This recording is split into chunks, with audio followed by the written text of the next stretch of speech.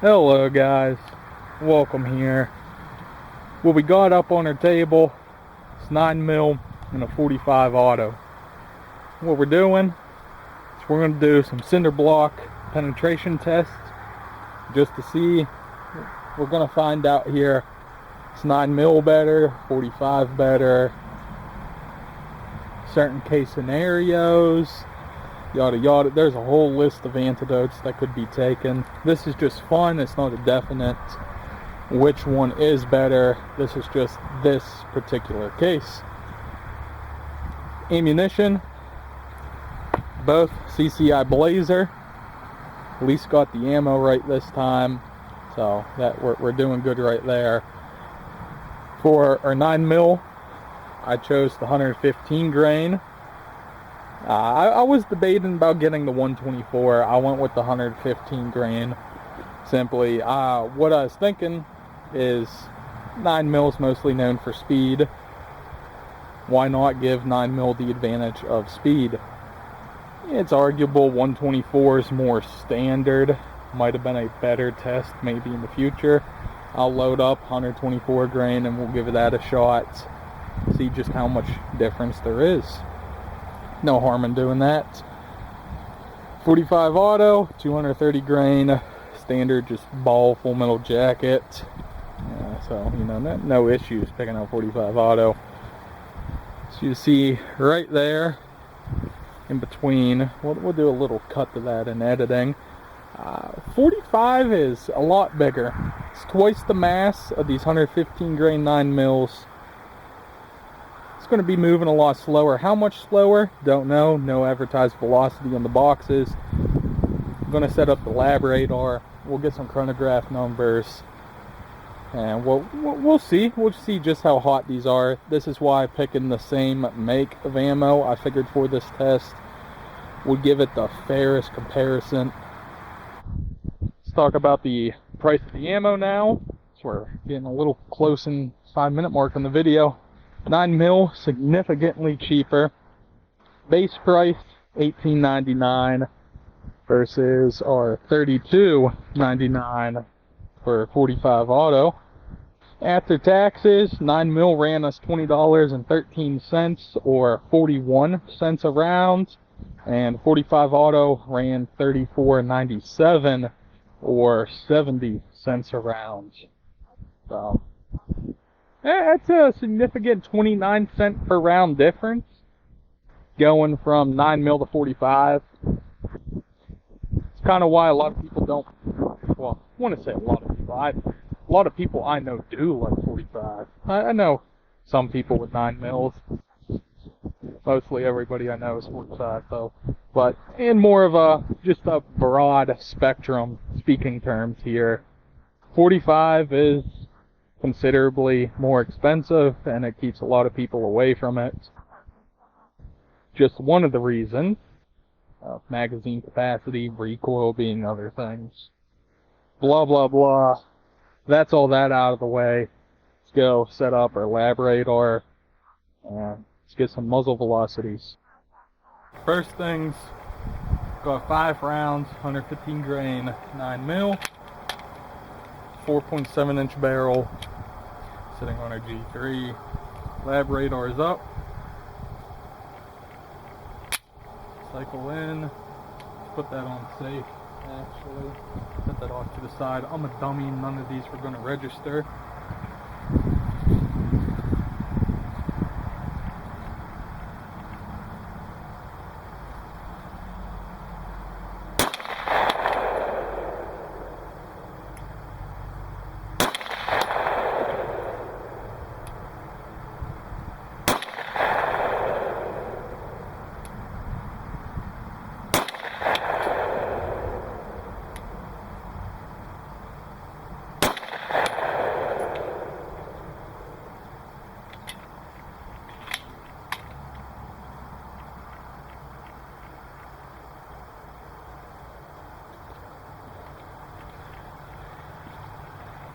Alright, there's our 5 rounds, 9mm.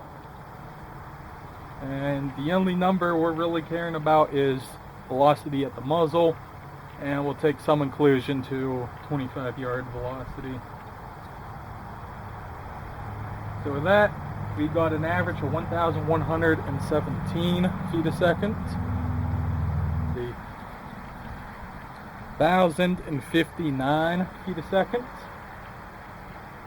is our 25-yard average. Let's slow down a little bit. Now swapping over 5 rounds, 45 auto, and we'll do a comparison with that. Right, we got 5 rounds, 230 grain, 45 auto. Radar's up.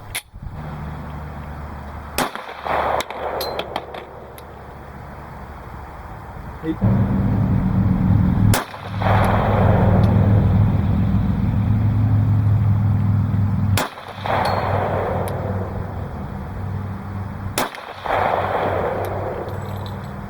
And that's our 5.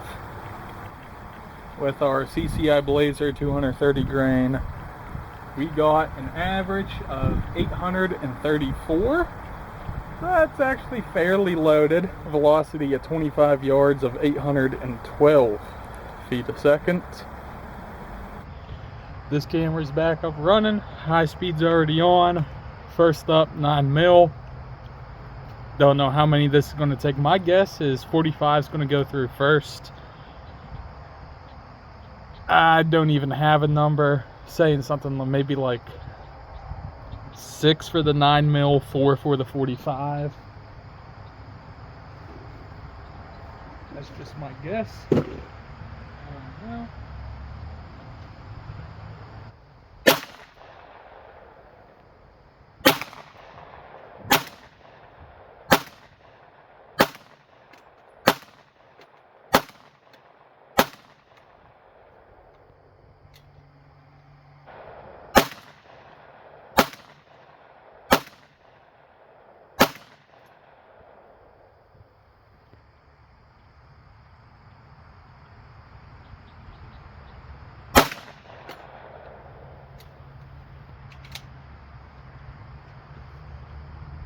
Alright, I'm gonna go stop the high speed real quick. We'll pause this and then resume.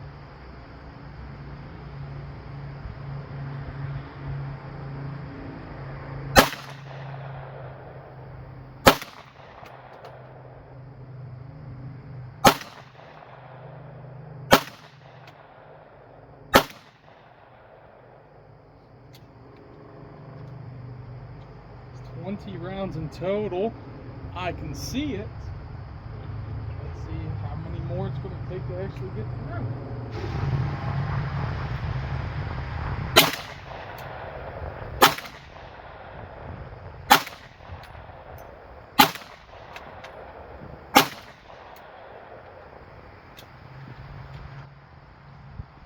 See, holes clear as day through it. Still haven't quite hit that vinegar jug yet.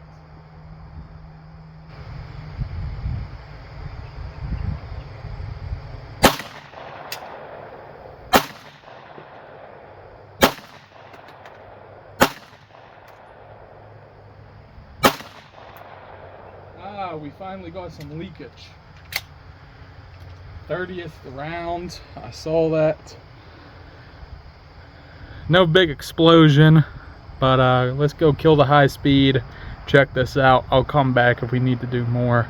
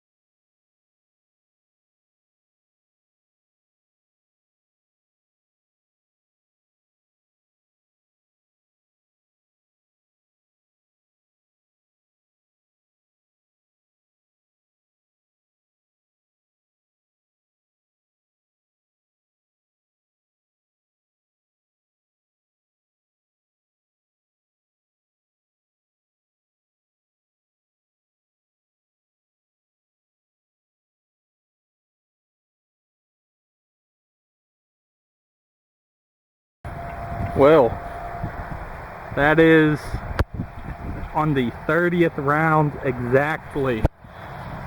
So the more leaking we're getting out. There's our entrance right there. And there she is, just giving you a little glug glug. Just the back of her block. I mean, it's decimated. Granted, a couple of those were misses. That's what it looks like from the front. I mean, it absolutely chewed through. So that would be good to test going back. Hopefully I set up the high speed right this time. If not, it's going to be a bummer. It's a slow trailer. That's cool. So let's go new cinder block and see what the 45 is going to do to this.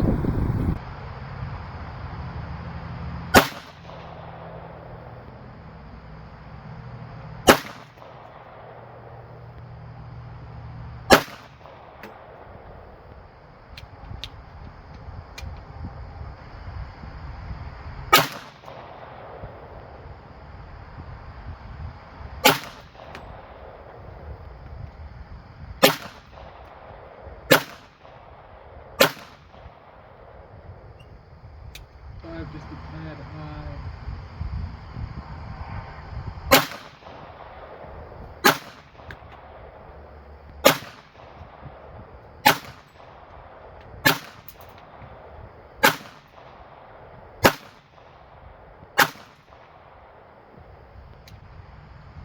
And that well, 45 definitely chewed through a lot faster. Yeah, look at her going right there. So that's 16 rounds in total of 45. And what we ended up getting that at around 13 shots.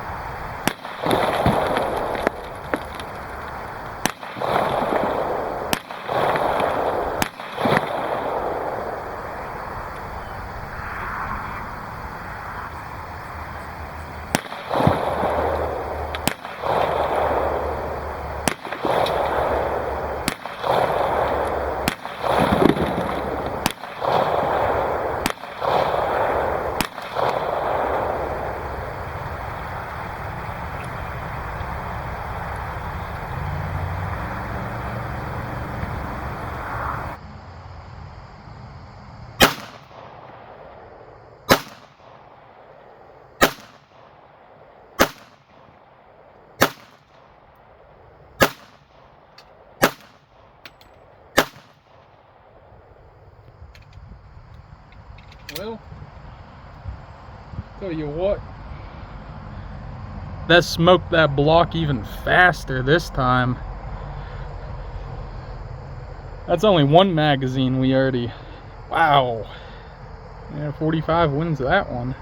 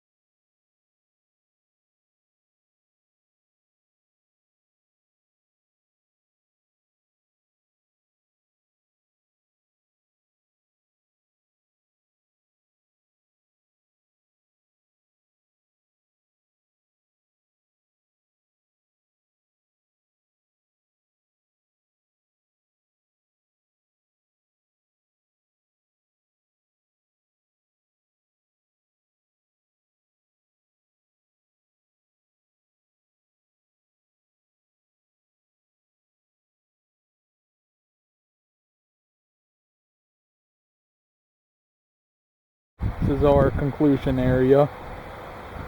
What we saw, now I went back through and briefly watched, I watched the regular speed camera for a 9mm, and I was able to count 23 impacts, with the 23rd being the one that punched a hole through the jug.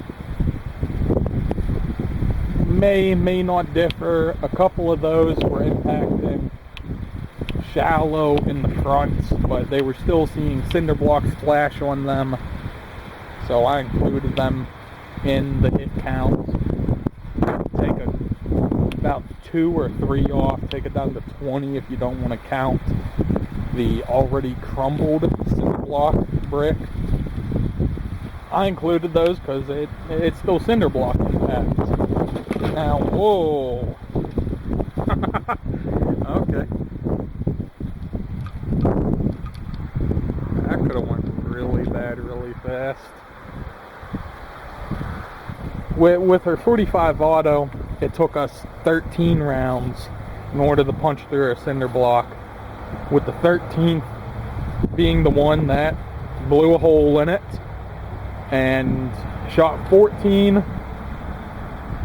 As we can see, there are 3 impacts, so somewhere in there it was shot 14 or 15 hit the block.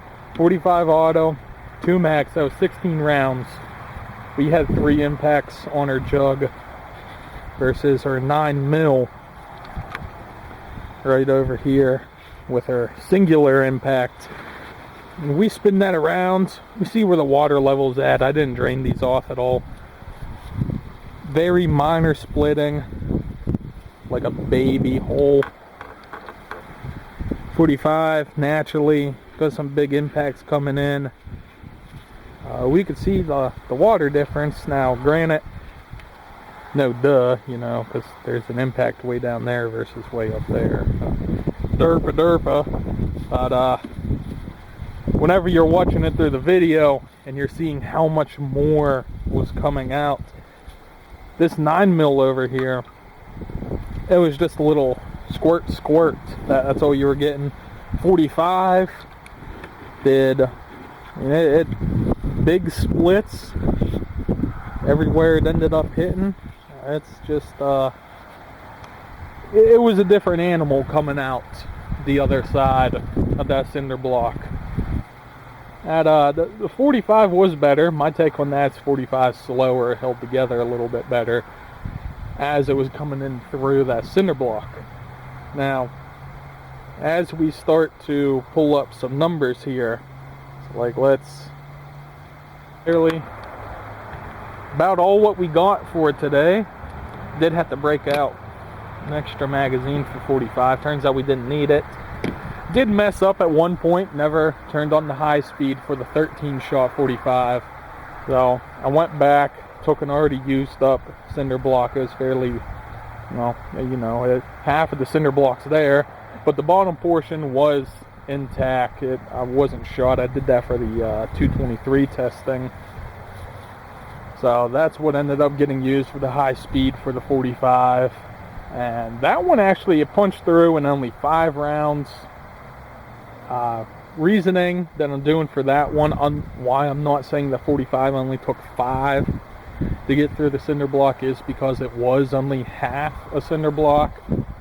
And it was the shot 4 on the cinder block hit it almost square, where you had those little wedges going through it, hit square at the top of that, and essentially caused the block just to crumble.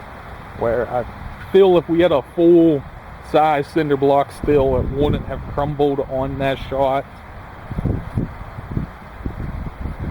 So that's why I'm still going with the 13 rounds of 45. Conveniently though, if you math it up in the magazines,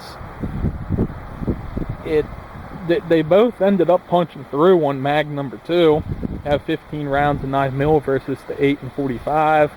Took 23 impacts of 9mm. Took 13 impacts with 45. So, I mean, the 9mm gave you a couple extra. At the end of that, you still would have had 7 more. versus the 3 more of the 45. Okay. It's interesting how that math works out, actually. It's almost a 1-to-1 shots remaining compared to shots to get through. That's kind of cool. So anyways, thank you guys for watching, and I'm not sure if you could tell, but whenever this wind starts blowing like this, that means it's starting to get a little bit cold out here in PA. And we'll have more ballistics gel, so hopefully, you know, coming here in the next couple weeks, month or so, be able to get the ballistics gel targets back out and not have them instantly try and melt in 5 minutes under the heat. And we'll do some barrier testing with ballistics gel. Thank you guys, and hope you have a good one.